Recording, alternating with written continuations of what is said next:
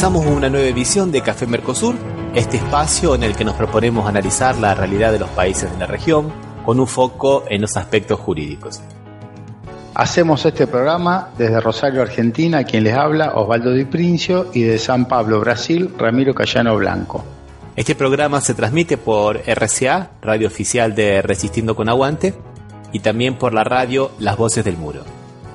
También nos pueden encontrar en www.cafemercosur.com y en las redes sociales, Facebook y Twitter, también como Café Mercosur. Bueno, Osvaldo, ¿cómo te va? ¿Qué tal? ¿Qué tal, Ramiro? ¿Cómo estás? Bueno, vamos a comenzar con una buena noticia de la semana.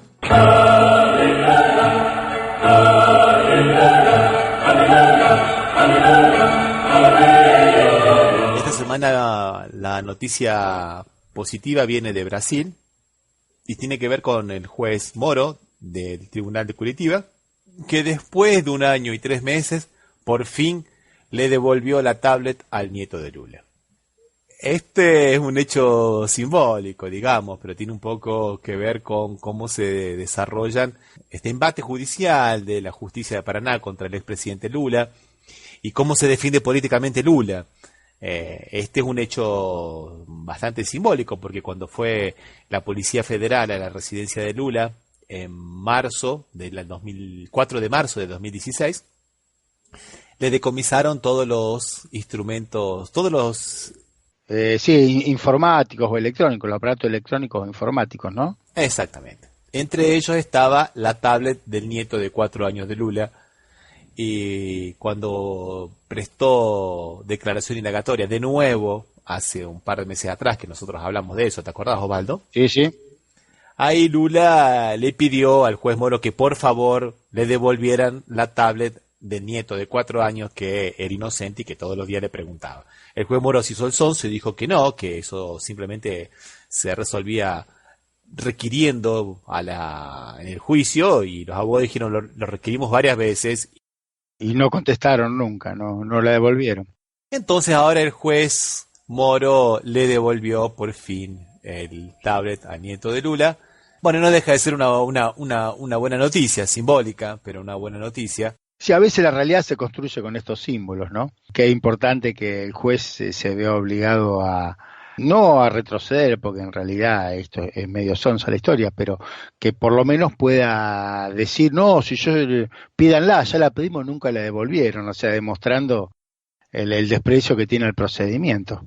No obstante, hay algunas otras irregularidades que cometió el juzgado de Curitiba, ¿no?, a cargo del juez Moro, y ante lo cual no dijo absolutamente nada. Y en el mismo acto procesal, por ejemplo, dijo que las grabaciones de la Policía Federal que él había prohibido y que la Policía Federal realizó no significaban que una irregularidad, ya que la Policía Federal las habría hecho para preservarse de futuros procesos. Raro, ¿no?, que él prohíba que se realicen imágenes de la intimidad de Lula el día que lo llamaron a la indagación forzosa, y que la policía filme en contra de lo que dice el juez, y que la policía le pase esas grabaciones a la revista Bella, y parece que a los productores, que no se sabe quiénes son los productores de la película La Ley es para Todos, que habla de los crímenes de la corrupción, y que supuestamente iban a tener estas escenas reales. Ahí la defensa de Lula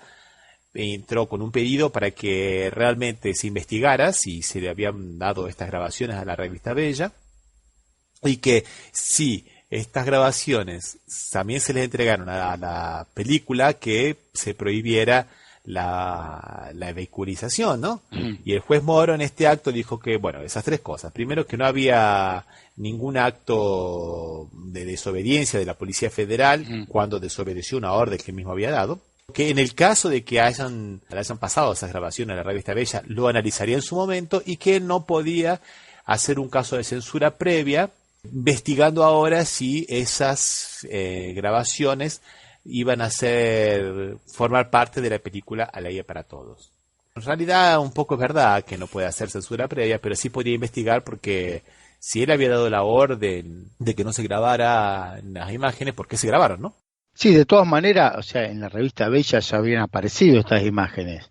habían aparecido algunas imágenes de la propia intimidad y... O sea, que ya se había violado la orden judicial, pero, o sea, más allá de lo que él había ordenado, porque él ordenó que no se grabe y sin embargo no solo se grabó, sino que se hizo público a través de un medio de comunicación. O sea, realmente es medio inentendible que el juez haya dicho que no se consideraba un delito, no se consideraba grave lo que había pasado. Es un poco lo que nosotros estábamos analizando la vez pasada, que estábamos de acuerdo con lo que decía el ex ministro de Justicia de Dilma Rousseff, que es un fiscal de carrera de toda la vida, un histórico fiscal de carrera, que es Aragón, que él decía que en la operación Lavallato se están llevando por delante el Estado de Derecho, porque cuando se pensó el sistema del Ministerio Público Fiscal acá, se pensó que la Policía Federal investigaba, el Ministerio Público Fiscal era el contralor de las actividades de la Policía Federal y el juez, por su vez, era el contralor de las actividades del Ministerio Público Fiscal. Entonces había una... Pero acá trabajan mancomunadamente y se tapan uno en las macanas de otro. Sí, no, indudablemente... Ese está siendo el gran problema de la operación Lavallato. Por eso que muchos juristas critican este tipo de accionar, porque están trabajando mancomunadamente. A veces se ve claramente al juez Moro haciendo preguntas que deberían ser hechas por los fiscales en realidad en el proceso. Y muchas veces él mismo, en las declaratorias que se le hace a los imputados y a los investigados, él mismo rectificando un poco las macanas que hacen los fiscales, ¿no? O sea, funciona como acusador en lugar de funcionar como ente independiente o imparcial. De alguna manera a veces es como el principal acusador. Fue el primero que, contra lo que establece más o menos los usos procesales, fue el primero que indagó a Lula en la última declaración indagatoria. El primero que preguntó fue él, y de las 4 horas se tomó 2 horas y 40 minutos, él haciendo preguntas a Lula, en un debate directo. Y después los otros fiscales hicieron las preguntas correspondientes, ¿no? Pero bueno, o sea, viene en un sistema inquisitivo que se suponía abandonado en el sistema brasilero, ¿no? Pero vemos que algunas cosas no se abandonan. Se siguen manteniendo como costumbre. ¿Qué te parece si ahora vamos a escuchar una canción como para hacer una pequeña pausa, Osvaldo? Sí. Y vamos a escuchar a música cordobesa, cuarteto. En realidad, cuarteto con música judía. Vamos a escuchar a Simnia Duhov, un tema llamado Lo-Fi.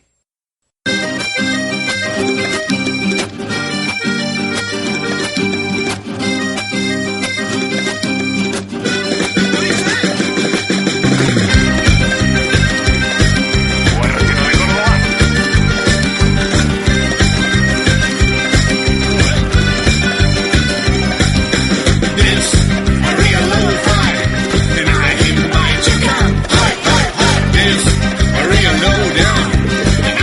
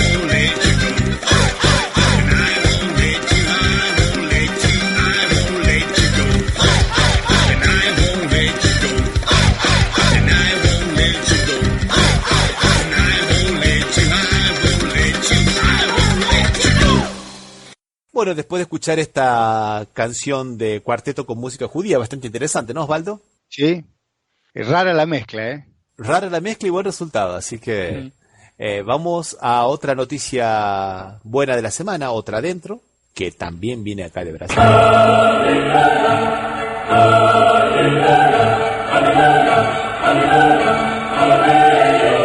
Y es que el estado de Santa Catarina, lugar de donde van toda la gente a las playas aquí en Brasil, ¿no? Florianópolis, Sí. Bombiñas, fue condenado a pagar 30.000 reales a un agricultor que fue torturado por policías civiles para confesar un crimen que no cometió.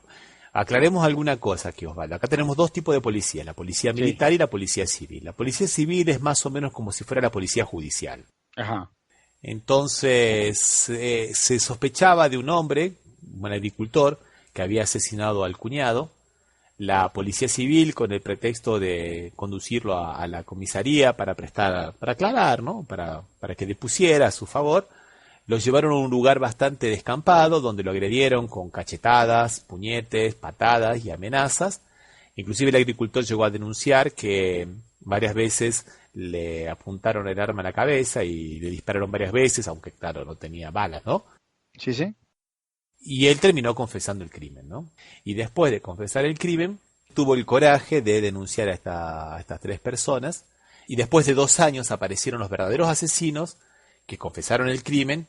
Y bueno, los agresores fueron condenados en esfera penal por el crimen de tortura y los echaron de la corporación.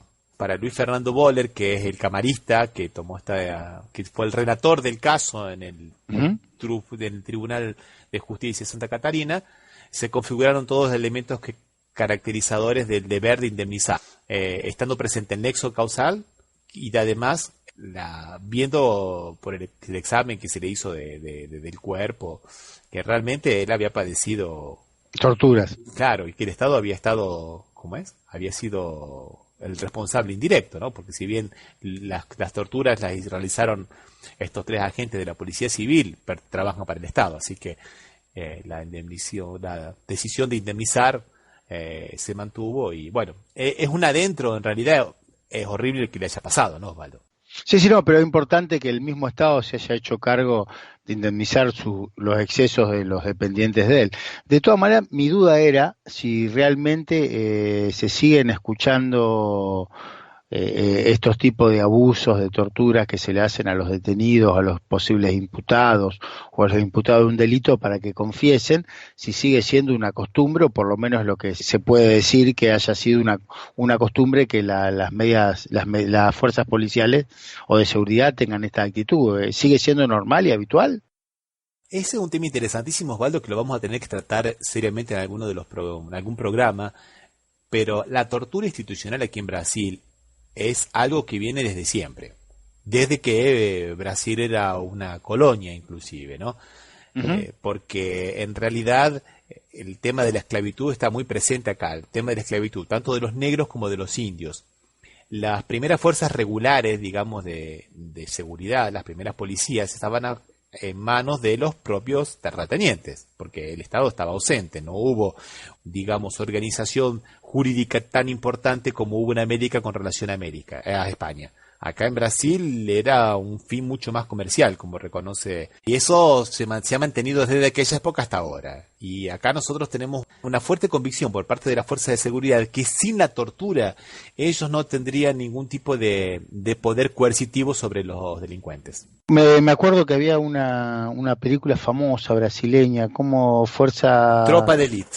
Tropa de Élite, que se veía claramente que las fuerzas policiales torturaban a algún grupo de la población, ¿no? Como vos bien decías, no a todos en general, sino a los sectores pobres, negros o descendientes de indígenas. Qué interesante que trajiste el caso de esa película, porque esa película tuvo una forma muy interesante de vehiculizarse, porque primero apareció en el circuito clandestino y después apareció en el circuito formal. Entonces, digamos, la corporación policial, cuando se vio, digamos, desnudada frente a la pantalla, no pudo hacer nada porque ya todo el mundo más o menos la conocía. Y en España, cuando la pasaron por primera vez ante un público que no era comercial, sino la primera exhibición que se hace, todo el mundo identificó al Capitán Nascimento, que era el personaje principal, como un torturador. Y acá en Brasil se convirtió en el héroe nacional. Claro. Inclusive muchas fuerzas policiales, cuando iban a hacer algún operativo, le ponían la canción de la música para incentivarlas, para motivarlas. Sí, como si fuera... Sí, realmente, no sé si decirle triste, pero realmente es raro esto, ¿no? Como este tipo de cosas se es conducta y que demuestran que evidentemente es la manera que se va comportando las fuerzas policiales, ¿no? Que hacen pública un comportamiento que es habitual. Human Rights todos los años coloca a Brasil entre los principales países donde más se tortura institucionalmente. En el 2015 el índice que ellos tenían llegaba al 80 y seguía México con el 56. O sea, imagínate, ¿no? Y este era el primer país que supuestamente más torturaba institucionalmente. Sí, supongo que debe ser menor a Colombia de todas maneras. Yo supongo que Colombia debe ser superior a estos índices. En realidad era el índice más elevado del mundo, era el de Brasil, después venía el de México, y si no me acuerdo, creo que venía el de Colombia empatado con el de Pakistán. Creo que venía más o menos en ese orden. Pero, por ejemplo, si uno va a ver el número de procesos que se aclaran o que se llevan adelante, vemos que es mínimo, ¿no? Y siempre, desde aquella época hasta ahora, el blanco de la tortura siempre son las personas principalmente negras, pobres y sin trabajo. Por ejemplo, en el informe entre el 2016 y el 2017, en Río de Janeiro, 800 personas murieron a manos de la policía entre enero y noviembre. Y muy pocos casos se llevaron adelante, o sea, se consiguieron, o sea, y hay casos que son, como por ejemplo, hubo casos que recorrieron el mundo, por ejemplo el de Amarildo, ¿no?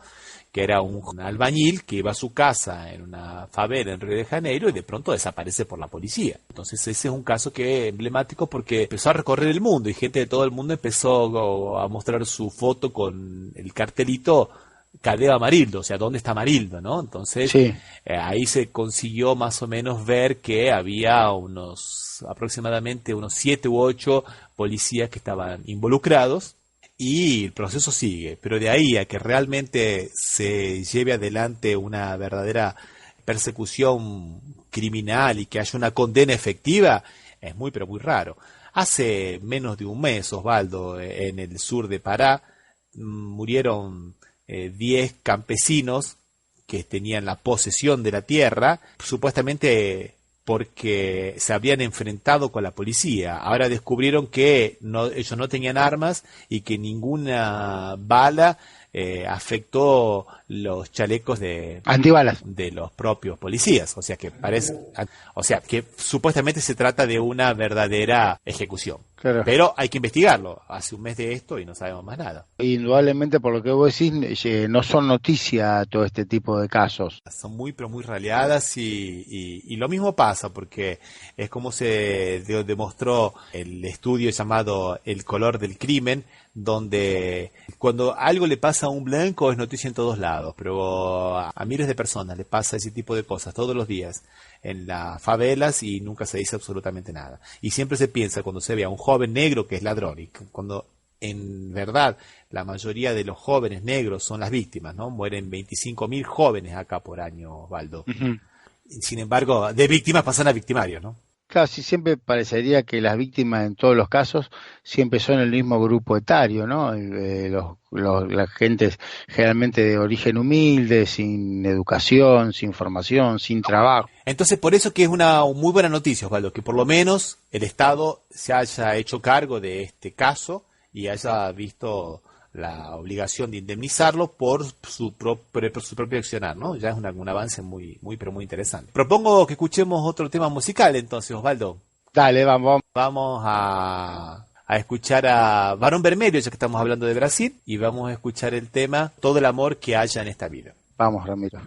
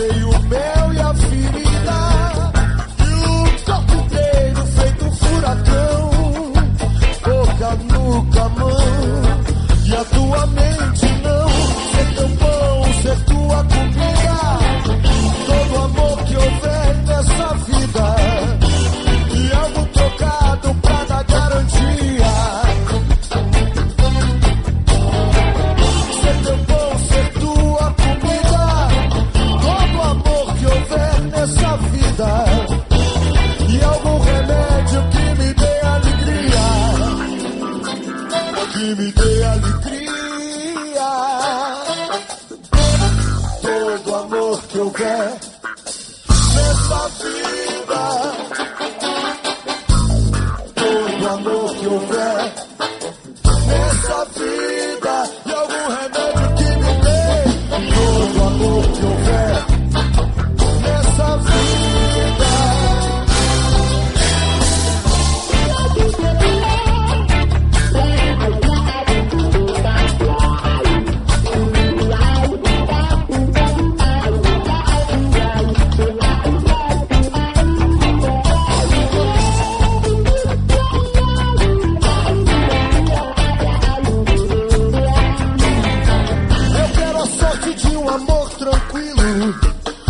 Sabor de fruta mordida, nós na batida no embalo da rede, matando a sede na saliva. Ser teu pão, ser tua comida, todo amor que houver nessa vida, e algum remédio que me dê alegria, que me dê alegria.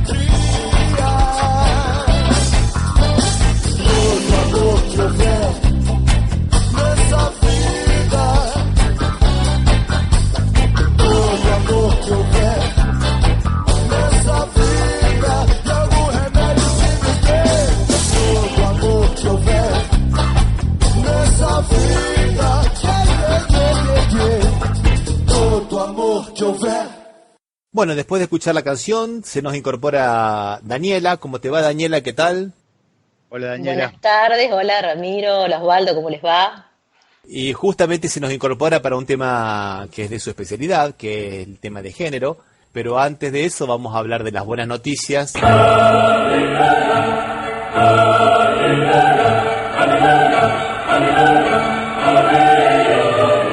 Buena noticia, Osvaldo, somos campeones mundiales, ¿no es verdad? Somos campeones mundiales, realmente. La selección argentina de fútbol gay se consagró campeona del mundo y trajo la edición, o sea, realmente creo que es la segunda, me parece, ¿no? Ya, segundo campeonato del mundo, ¿no? La tercera. Que gana Argentina. La tercera que gana Argentina, mirá vos. La tercera de 4.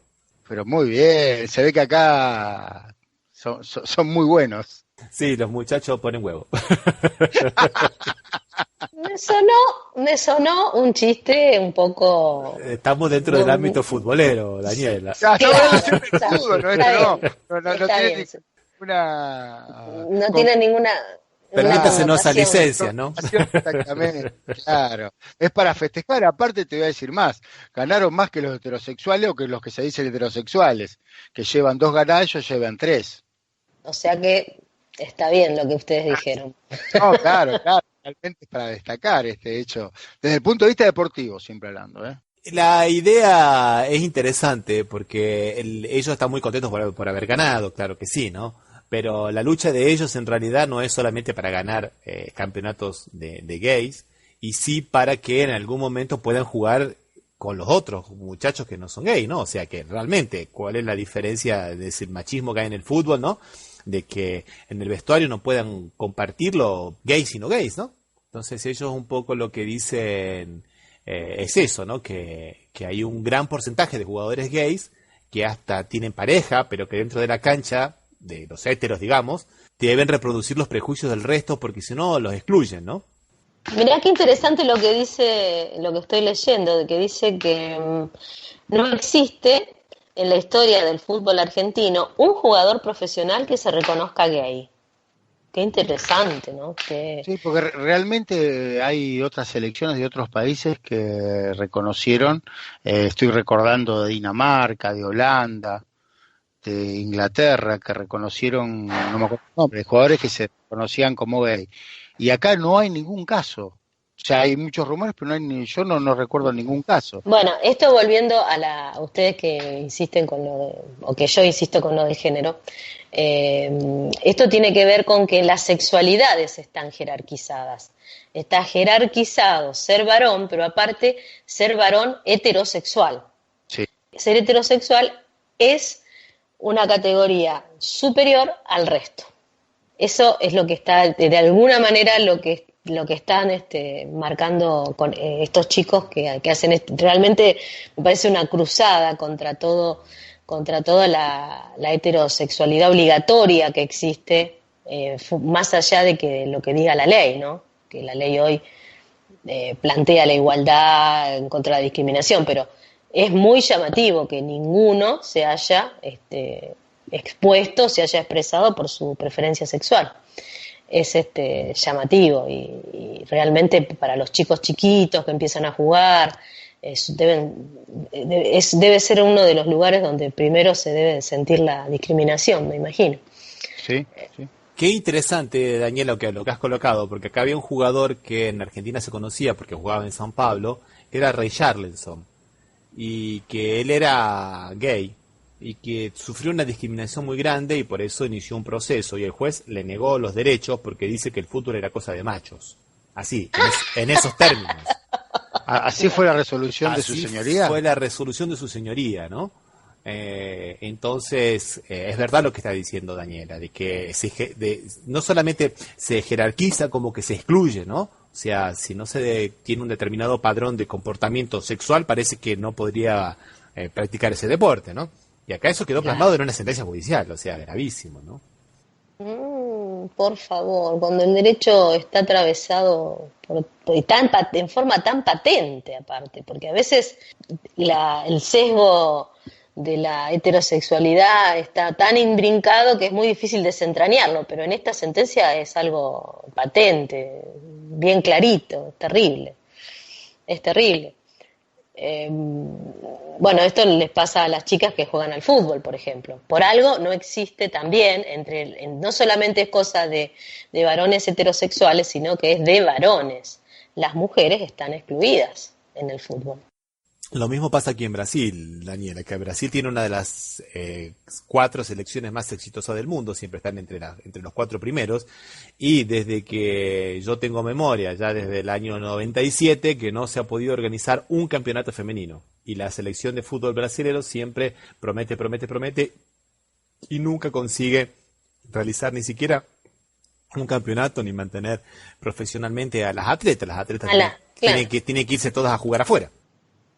¿Así que no hay un campeonato en Brasil de fútbol femenino? Y se hace uno, no se continúa, ¿viste? Porque realmente la selección de fútbol femenino de Brasil siempre está ahí con Estados Unidos entre las más importantes. Sí, si no es no ha ganado muchos campeonatos mundiales, pero siempre ha ganado bastantes vicecampeonatos o terceros y cuartos lugares, ¿no? Siempre está peleando la punta, ¿no? Como una de las grandes favoritas. Y bueno, y es verdad eso. Entonces conmemoremos el triunfo de los atletas argentinos, ¿no? Claro, sí, también, pero sin dejar de remarcar que en esta situación de discriminación las mujeres quedan también relegadas, porque las chicas que juegan al fútbol lo hacen en forma amateur, en los clubes de los barrios que les dan. Siempre les dan los horarios más tarde para jugar, siempre les dan la cancha, pero cuando todos terminaron de jugar, el peor horario, ese horario es para las chicas. Pues bueno, imagínate, al otro día tienen que volver a trabajar, terminan muy tarde, nada les resulta ni sencillo ni fácil. En el reparto las mujeres también quedan, digamos, últimas. Interesante, Daniela, lo que estás colocando aquí es un lugar común, una cosa que dicen todos los profesores de educación física, que normalmente en las escuelas primarias no hay espacios para poder realizar la práctica de deporte y normalmente a veces practican deportes en el patio de la escuela. Y practicar deportes simplemente significa tomar una pelota de fútbol, decir a los chicos, bueno, júntense en 2 equipos y a las chicas ustedes hacen la hinchada. Tal cual, que sí, y esto que vos decís, Ramiro, yo lo escuché cuando estuve cursando la maestría de género a una profesora que decía que la diferencia en las asignaciones de los sexuales, de los roles, ya se da en la escuela primaria y dice, ustedes van a ver que en el patio el mayor lugar lo ocupan los varones jugando al fútbol y las nenas están relegadas en un rincón. Y lo mismo sucede dentro del aula, en donde a los varones se les asigna de que son buenos en matemática, en cálculo, y las nenas son prolijas, ordenadas, buenas en lengua. Todavía se siguen reproduciendo esos estereotipos que nos marcan para toda la vida, ¿no? Sin querer queriendo, ya entramos un poco en el tema de que queríamos analizar hoy, Daniela, que tiene que ver un poco con la cuestión del sexo y el género, ¿no? Sí, sí. Esta distinción interesante que nos habías planteado, que charlemos del programa anterior y que me parece que tiene toda la actualidad, ¿no? Hablar un poco, inclusive estaba pensando un poco en lo que pasó con esta chica Iggy, ¿no? Que también tiene que ver donde se junta un poco la violencia de género con el fútbol y con todo esto, que bueno, que también es una buena noticia que después de 9 meses la han dejado libre, por lo menos en libertad provisoria, ¿no? Hasta que se juzgue la causa, pero estuvo 269 días detenida cuando, sinceramente, todo indicaba que podría haber sido un caso de legítima defensa. Ya la quisieron violar entre 3 personas, ¿no? Simplemente porque era una mujer lesbiana y la querían hacer sentir mujer. Este es un poco lo que charlábamos con Osvaldo de lo que decía Rita Segato, ¿te acordás, Osvaldo, no? Sí.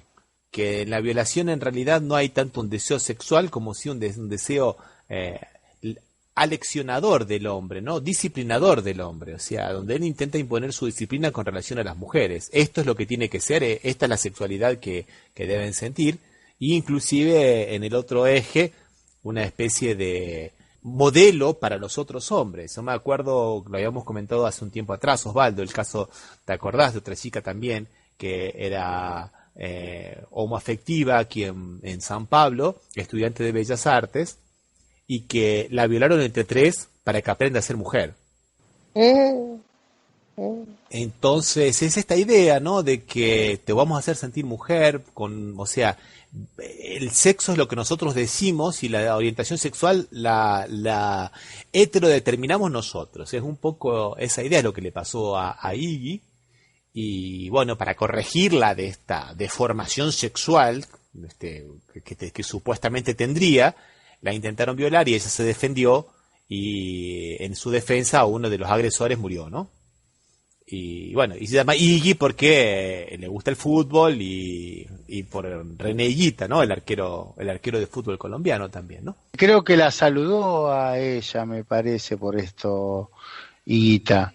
Sí, la saludó y estuvo muy contento de que la hayan dejado libre. Sí, era uno muy particular, Higuita, un actor muy particular de Colombia. Sí, era toda una figura internacional, era pero muy bueno. Y bueno, la decisión correspondió a los jueces Patricia Toscano y Carlos Hermelo, que son camaristas, que revocaron la decisión de un juez de garantías, Raúl Lucheri Ramos. ¿De dónde? De San Martín. De San Martín. Había rechazado el pedido de excarcelación y ahora revocaron esa denegatoria, ¿no? Así que, bueno, 3 contra 1 y aún así la metieron en cana a la pobre Iggy, ¿no? En realidad no sé qué se espera de lo que es la legítima defensa, inclusive, ¿no? Claro, porque la justicia es así, lo dejan libre a Muiña, pero la meten en cana a Iggy. Esos son los parámetros, digamos. En la misma balanza que lo pusieron a Muiña y la pusieron a Iggy, y uno quedó afuera y el otro quedó adentro. Ahora, bueno, por suerte la liberaron. Bueno, específicamente hablando, Daniela, ya que Sí. tenemos a una persona como vos, que sos bastante especialista en la materia, ¿qué pasa con la justicia argentina y las cuestiones de género? La cuestión podríamos decir que arranca desde la Facultad de Derecho, en donde en la formación académica no tenemos ninguna materia que tenga que ver con la formación del género ni la perspectiva de género. Y dentro de la formación académica, los profesores, y hay mayoría de profesores varones, fíjate, nuestra Facultad de Derecho en la historia tuvo una sola decana que duró muy poquito, y después todos varones. Hubo ahora un avance, hubo una vicedecana, mujer, pero nunca un decano. Los jefes de cátedra en general son varones. Digamos, una profesora que tiene un montón de de horas que cátedra, que es investigadora, tampoco tiene cargo, digamos, importante. Los rectores, rector en Rosario, no tengo recuerdo que haya un nombre de alguna mujer. Lo mismo pasa en las provincias. La cuestión de que los géneros están divididos y que las sexualidades están jerarquizadas se replica también dentro del derecho. Y a eso sumale que los cargos jerárquicos dentro de la justicia, a nivel de jueces, hay un estudio que dice que la mayoría, que es lo que se denomina el techo de cristal, la mayoría están en cabeza de varones. La respuesta es concreta. La mayoría de los cargos de secretaria están a cargo de mujeres, que es el que hace el mayor trabajo. Todo el trabajo administrativo, todo el trabajo de la resolución del despacho diario, de los oficios, de las cuentas, todo lo llevan adelante mujeres. Y los cargos, digamos, de mayor jerarquía quedan en cabeza de varones. Y lo mismo sucede cuando se va a resolver. En general, no tenemos una formación específica que, si bien ahora se están estudiando la Convención de Belén do Pará, se está estudiando la CEDAW, se están estudiando las 100 reglas de Brasilia, una cosa es a lo mejor que el operador lo pueda leer y otra cosa es con qué perspectiva la puede aplicar. No tenemos especialistas ni en el grado, ni siquiera en el posgrado específico. Te estoy hablando de la ciudad de Rosario.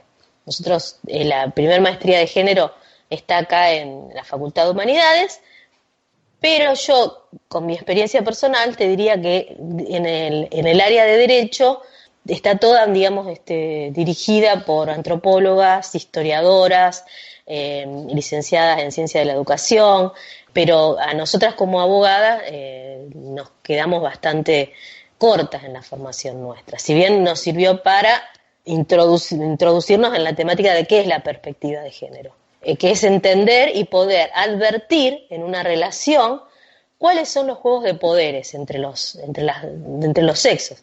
No significa que no haya relaciones de poder, por ejemplo, entre una relación de dos mujeres, que es lo que para mí es el nuevo desafío dentro del derecho, cuando se presenten cuestiones de familia con familias integradas por dos integrantes del mismo sexo. Entonces ahí se les queman los papeles a los que dicen solamente es jerarquizado el varón sobre la mujer. Hay un rol que las mujeres lo pueden ejercer igual que un varón. Lo ejercen en forma masculina y eso hay que saber determinarlo. ¿Quién de las dos personas está de alguna manera sufriendo una violencia ejercida en forma masculina, aunque sean dos mujeres o dos varones? No, inclusive es un poco lo que siempre destacamos acá, ¿no? De que el machismo y la sociedad patriarcal no tiene que ver con el sexo y tiene que ver con la sociedad en general. O sea, no porque uno sea hombre es machista y porque es mujer no lo sea, sino que como es un problema social, el patriarcado ya está dentro de la propia constitución simbólica de las mujeres. Entonces, por más que tengan... Sí, la diferencia que es lo que recalcan las feministas, me parece que tienen razón. Ellas dicen que nunca un varón va a sufrir, por el hecho de ser varón, una situación de violencia.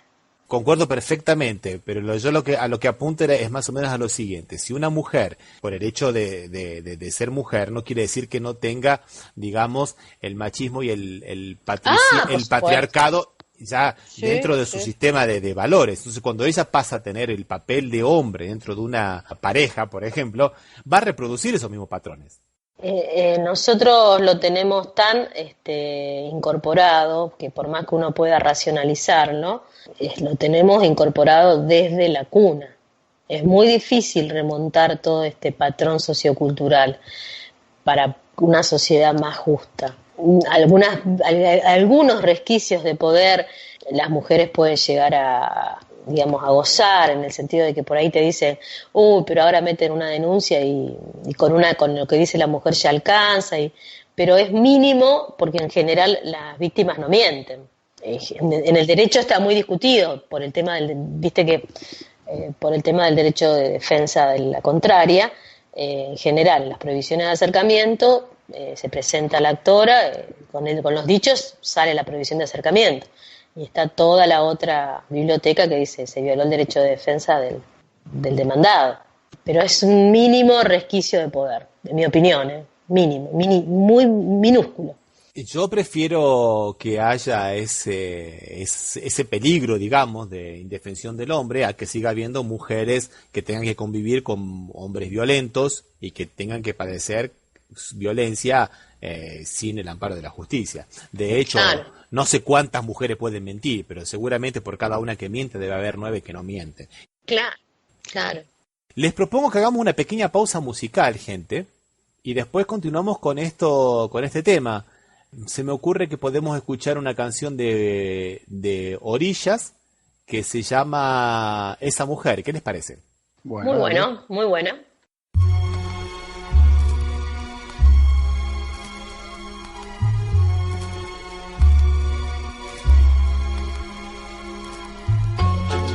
Mujer, te canto este himno, traigo la pura verdad, incierto y crudo destino, mi canto contigo está. Mujer, te canto este himno, traigo la pura verdad, incierto y crudo destino, mi canto contigo está.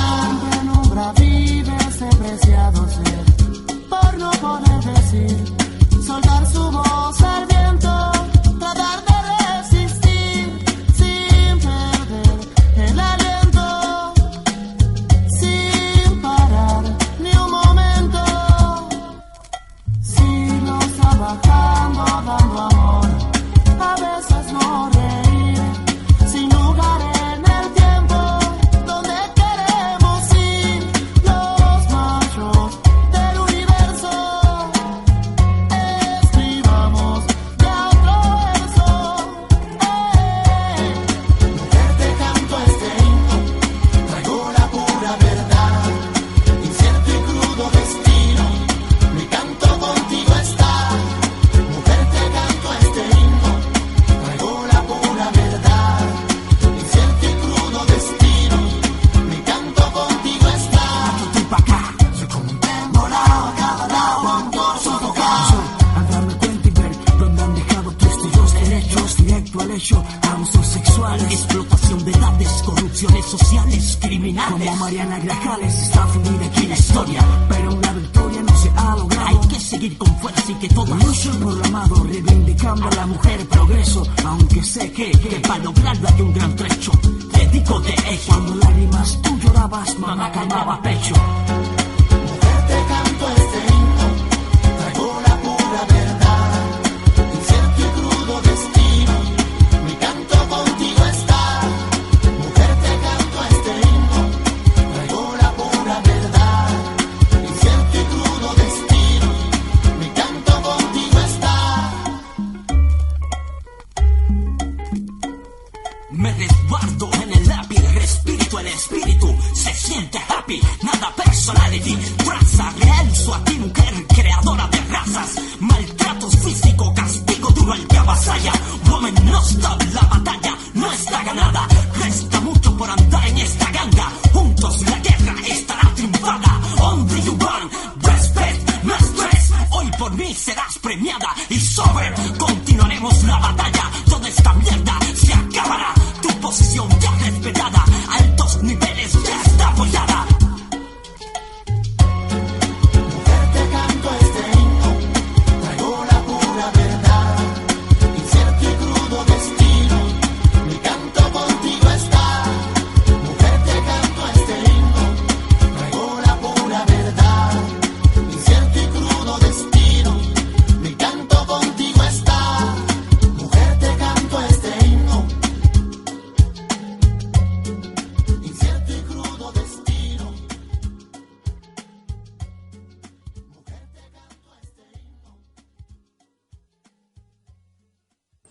A ver, Daniela, ¿podés explicarnos un poco cómo es el tema entre distinguir el sexo del género?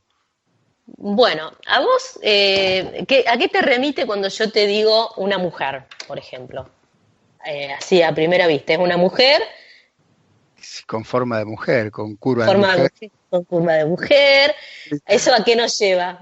te lleva a una forma determinada, que son Sí, que ¿cómo se te lo distinguen, imaginás, por ejemplo? ¿Te lo imaginás? cabello largo, con Ahí curvas, está.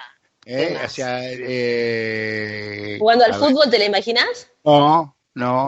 me la, ¿Cómo te la imagino imaginás? al fútbol, pero por ahí sí haciendo deportes que uno entiende que son de mujeres, a diferencia de otros deportes que parecería que fueran más propios del hombre.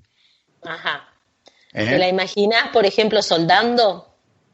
No, pero conocí mujeres que soldaban y tampoco me la Sí. imagino, sí, firmada había una, y tampoco me la imagino manejando maquinaria pesada en una Ah, construcción. En Flashdance había una mujer que soldaba. claro, la chica esta sí rompió el estereotipo, sí, sí. Ah, bueno, porque eso Y, en Estados Unidos y en Europa están acostumbrados a que las mujeres realicen actividades que acá no se acostumbra, ¿eh? Es una costumbre, por mi cercanía al tema del trabajo, está más, o sea, es más habitual. Acá uno ve están trabajando maquinaria pesada, haciendo una autopista, un edificio o algo, y no se ven mujeres. Y sin embargo, en otros países sí es habitual y normal. O sea, son situaciones que uno no se las claro, a la imagina. mujer, o sea, la mujer entonces te la imaginás como algo femenino. Ah, sí, sí, sí, como algo, Mujer y algo femenino. haciendo tareas de lo que yo interpreto que es femenino, ¿eh? No sé si se entiende más o menos. Sí, sí, sí. Pero es interesante eso, porque uno piensa de eso de lo femenino y de lo masculino, de manejar máquinas pesadas y todo ese tipo de cosas. Las conductoras, las choferes de trolebús en Córdoba son todas mujeres. Son mujeres, sí, sí, sí. Y justamente porque manejan con más delicadeza y todo ese tipo de cosas. Acá en San Pablo, si uno va a contratar una póliza de seguro de un automóvil, si el principal conductor es un hombre, cuesta más caro que si es una mujer, porque las mujeres, por índice, chocan, tienen menos siniestros que los hombres, chocan menos, ¿no? Y lo que pasa es que dentro del concepto de machista de la sociedad, siempre todas las propagandas ponen al hombre manejando, ¿no? Inclusive una de las últimas propagandas acá de una marca de autos, que no voy a decir cuál es, justamente es un matrimonio recién casados que va a comprar el auto y el hombre dice, bueno, puedo tener el sueño de mi auto propio, y la mujer le dice, cuidado, bienes gananciales, el 50% es mío, como si la mujer solo accediera al auto por haberse casado con un Por hombre. intermedio del marido, sí, Claro, y seguro. cuando en realidad las mujeres son las que compran muchos autos y que son las que tienen dentro del mercado brasilero la última palabra en cuanto al color y el auto que compran, todo ese tipo de cosas, ¿no? Pero ¿y quién tiene el poder económico? Y está bastante dividido, Daniela, porque las mujeres, por suerte, tienen una participación dentro de la clase media, claro, ¿no? Dentro de la clase media tienen una participación interesante dentro de los bienes durables. Vos sabés que hay un estudio, que no lo tengo presente, pero dice que las mujeres a nivel mundial, yo no sé si llegamos al 10% de ser propietarias, a nivel mundial, ¿eh? No significa en algunos países que no sea así, pero en general las mujeres no somos propietarias, los propietarios son los varones. Es interesante lo que estás colocando, Daniela, porque acá los planes sociales de las viviendas se les ponían a nombre de las mujeres. ¿Por qué? Porque cuando los ponían a nombre de los maridos vendían o traían otras mujeres y dejaban a la familia afuera. Entonces, desde los años 90, los planes sociales ponen los bienes inmuebles en cabeza de las mujeres, ¿no? La propiedad. Volviendo, entonces, ¿qué es lo masculino y qué es lo femenino? El sistema sexo-género, digamos. Ser de el sexo varón o mujer, a mí me va a dar que yo tengo que tener rasgos masculinos o rasgos femeninos. Volviendo al tema de que a los varones se les exige que sean fuertes, que sean luchadores, que jueguen al fútbol y que aparte de que jueguen al fútbol sean heterosexuales, por supuesto. Y a las nenas que no jueguen al fútbol, viste que cuando éramos chicos, y no sé ahora también, a las Sí, nenas la pelota se y la les decía, muñeca.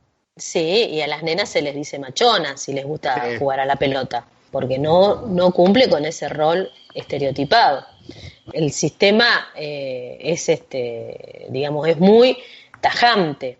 Las mujeres se les ha dado siempre, algunas autoras hablan de la división sexual del trabajo, en el sentido de que las mujeres hacen toda la tarea reproductiva, traen hijos al mundo se encargan de criarlos, de educarlos, de que crezcan, y la tarea es dentro del hogar, y esta tarea también está jerarquizada, porque es una tarea que no recibe retribución y porque es una tarea que está totalmente desvalorizada frente al trabajo fuera de la casa que genera que se llama una renta.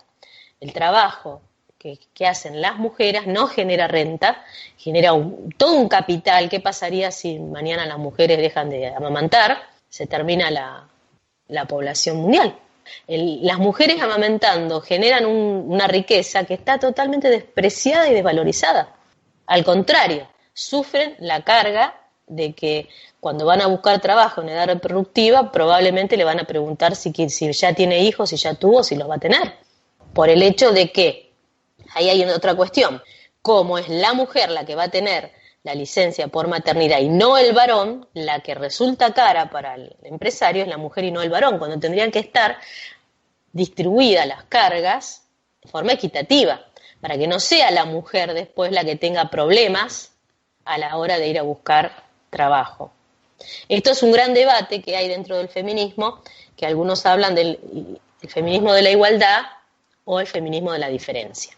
¿Somos iguales y pedimos igualdad de derechos o somos diferentes y pedimos diferencias en las cuestiones de derechos? Eso es un debate abierto. Algunos plantean, que den la misma licencia a los varones y a las mujeres por el tema de la maternidad, la enfermedad de los hijos, el retirarlos a las escuelas. En general, eso aparte a las mujeres las coloca en una situación de desventaja y a la postre las coloca en una situación de subordinación económica. Es muy grave la situación y está totalmente invisibilizado y naturalizado, que debe ser así. No sé qué les parece. No, es un tema bastante interesante y creo que va a depender un poco de cómo vaya de alguna manera evolucionando la sociedad, ¿no? Porque tampoco es cuestión de que haya simplemente licencia maternidad para los hombres si los hombres no asumen las tareas básicas del hogar, ¿no? O sea, por lo menos de compartir las cosas de la casa, el cuidado de los hijos y todo ese tipo de cosas. Sí, vos fíjate que por nacimiento a un varón acá en la Argentina creo que le dan 2 días. 2 días, sí. 2 días. Y entonces, ¿en quién recae todo el peso de ese nuevo niño o niña que vino al mundo? En la mujer que si trabaja pidió la licencia. ¿Y a quién le recae? Al empleador de una mujer. Sí, pero siempre me parece que de todas maneras, o sea, en el principio tiene que tener un derecho protectorio, un sector que tenga alguna diferencia. O sea, por ejemplo, que a la mujer se le dé todas estas cosas, se le dé todas estas ventajas o esta licencia por maternidad de 90 días, cuando al hombre, lo que vos decías, se le da 2 días, todo este tema.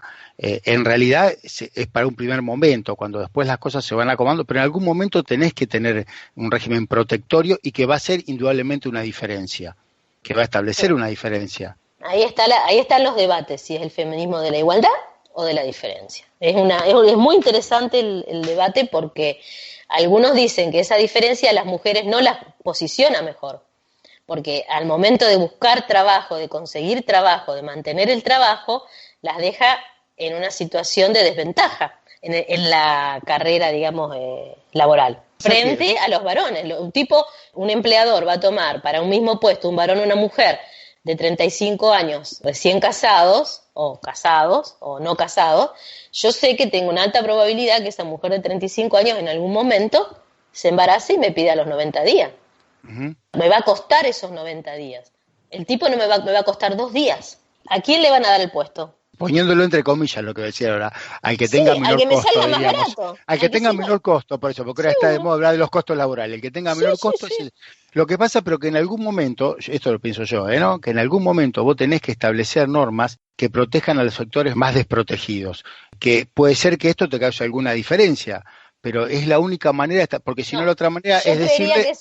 Yo creería, ahí voy a argumentar en contra de lo que vos pensás, yo creería que si yo como empleadora tuviera un varón y una mujer, en donde sé que al varón también, en vez de darle 90, pedirían 45 y 45, estarían en igualdad de condiciones. Claro, en algunos países el régimen es así, no sé si 45 o 45, ¿no? Pero es mucho más equilibrado que acá en la Argentina, en los países nórdicos sobre todo, tienen un régimen más equilibrado, pero también podía estar un poco relacionado con lo que decía Ramiro, que asumen más responsabilidades que las que suelen acá asumir los hombres en este tipo de tareas. Pero también muchas veces los cambios legislativos van favoreciendo o producen algunos cambios dentro de la propia sociedad, ¿no? Y lo pienso ahora a la luz de lo que dice Daniela, ¿no? Si en lugar de darle 90 días a las mujeres, le dieran 45 y el hombre tuviera que cuidar a los niños durante 45 días porque la mujer tiene que trabajar, posiblemente se aceleraría el proceso de asunción de responsabilidades compartidas, ¿no? Y no tendríamos que esperar a que primero cambie la sociedad para después hipotéticamente cambiar la ley.